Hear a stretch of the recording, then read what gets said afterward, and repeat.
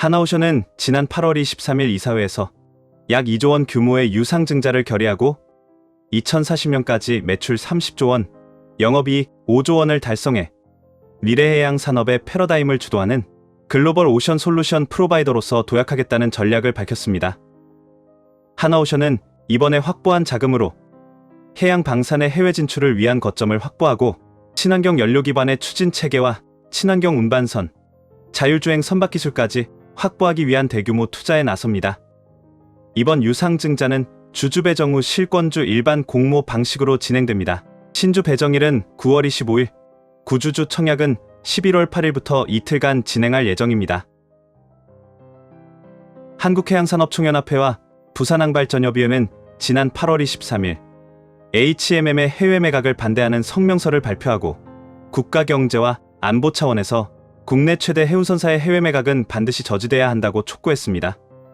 두 단체는 HMM의 예비 입찰사 선정에 독일의 하파크로이트가 포함됐다며 하파크로이트에 HL 매각한다면 우리나라 컨테이너 운송 자산, 터미널과 수십 년간 쌓아온 해운 물류 노하우 같은 정보 자산 등 값으로 환산할 수 없는 국가 자산의 해외 유출이 우려된다며 경제와 안보 측면에서 우리나라에 큰 손실이 될 거라고 주장했습니다.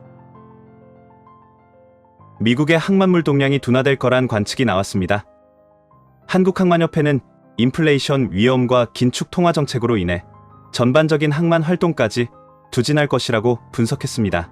내년 서부 로스앤젤레스항과 롱비치항은 각각 0.7%, 0.9% 감소하는 등 미국의 모든 항만의 컨테이너 처리량이 올해보다 감소할 것으로 전망했습니다. 올해 큰 이슈였던 미서한 항만의 노사 분쟁도 변수가 될 것으로 보입니다. 지난 6월 협상은 잠정 타결됐지만 화주들은 서부항만 이용을 여전히 꺼리고 있는 상황입니다. 반면 미국 정부가 항만수로 개발 사업에 170억 달러를 지원할 예정이라 중장기적 전망은 밝은 편입니다. 코로나 이후 극심한 부진을 겪었던 글로벌 자동차 물류 시장이 지난 2021년부터 다시 회복세를 보이기 시작했습니다.